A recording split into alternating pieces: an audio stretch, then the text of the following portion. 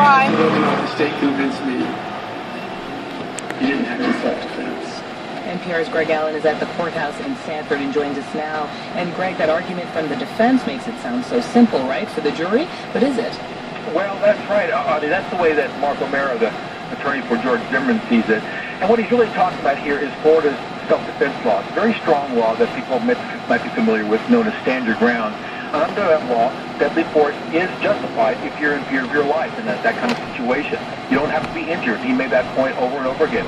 George Zimmerman doesn't have to show that any injuries, just that he was in fear of his life.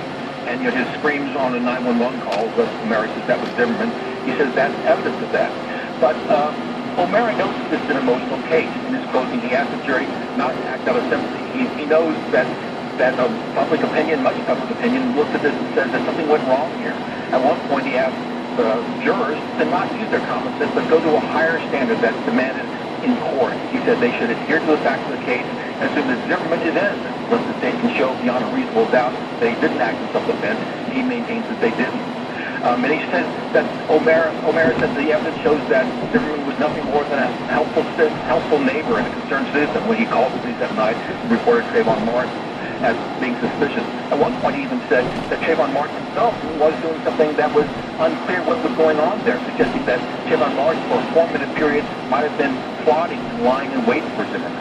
Now, the state prosecutor delivered a rebuttal to the jury after Zimmerman's lawyer was done. What did he say?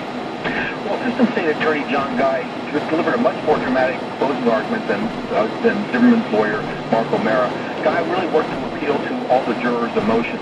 He started by telling them that this trial is all about the human heart. We should look to the human heart as a guide to understanding what's going on in the case.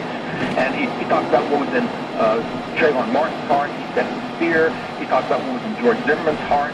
And he says that he thinks that what was in George Zimmerman's heart that night was some ill will, spite, hatred. And that's an important point because that's necessary for this to be a second-degree murder conviction. They have to show ill will, some kind of anger or hate. And as evidence, prosecutors repeatedly pointed to profane comments that Zimmerman made in his calls to a police dispatcher that night, where he talked about the kids. The people will always get away, that kind of thing. So that's what he's trying to show, this ill will and spite. Greg, talk to us a little bit more about the jury and their options. What charges will the jury consider? Well, there were some lesser charges considered, but now there's only one lesser charge along with the main charge. The main charge is second-degree murder, which can carry a penalty up to prison, up to life in prison. And then the other penalty, the lesser penalty, is manslaughter. That can carry up to 30 years in prison. Zimmerman's lawyer has talked to the jury about that and said that they have an easy job here because all they have to do is assume that Zimmerman acted in self-defense. He says that's what the law says, that the prosecution has to show he didn't act in self-defense. He says, if you find that Zimmerman acted in self-defense, then you're done with your job. It means that he's not guilty of either charge, either murder or manslaughter. And the jury sees it when Mark O'Mara laid it out for them. It could be a short period of deliberation. Short time left here, Greg, but the stand your ground law, in the end, how did it come into play? Well, Mark O'Mara, Zimmerman's lawyer, and Zimmerman decided not to actually seek a separate stand your ground hearing. That would have kind of short-circuited the whole trial. If the judge found that he had a right to self-defense there, then there would not have been a trial.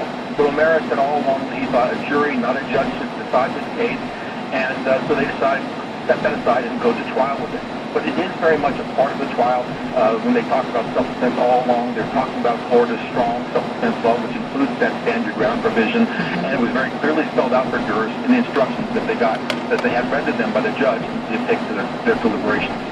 That's NPR's Greg Allen in Sanford, Florida. Greg, thank you. My pleasure. And as we wait for a verdict in the Zimmerman trial, community leaders in Florida are prepared for a big public reaction. Government officials and law enforcement say they're hoping for the best, with any demonstrations that may come after the verdict, but they're also preparing for the worst. NPR's Hansi Lo Wang joins us now from outside of Sanford in Lake Mary, Florida. Hansi, welcome. Thank you, Robert. What do local officials in Sanford expect to happen after the verdict is announced? Well, the short answer is that they don't know, but they do hope that whatever reaction there will be, it will be peaceful. That's the message that you heard. There was a press conference after the jury was sent off for deliberations that the Sanford Police Chief Cecil Smith gave at the courthouse, and this is what Smith says. He said it's a trying time right now that we're waiting for the verdict, but it's also an opportunity to ensure that we have an opportunity to speak our piece peacefully, to come together peacefully, And when you leave here peacefully. So he really underlined that message, hoping, I think, that people who hear this, that they understand that peace is what they want. But of course, if there is no peace that comes after this verdict is released, for whatever reason, there is a response plan in place, and we do know that Sanford Police will have an increased presence on the streets in Sanford in the coming days. At Sanford, what about other neighboring communities in Florida?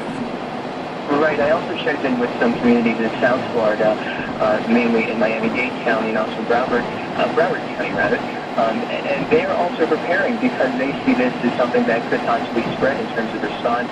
We saw that last year when the Trayvon Martin case, when it really took steam and became a national story. The turnoff to Petoskey 31, US 31. And he Just understands don't that let this me is pass something that people are keeping an eye on. And I here's what think he it's said. within 10 miles. Okay, I'm trying to film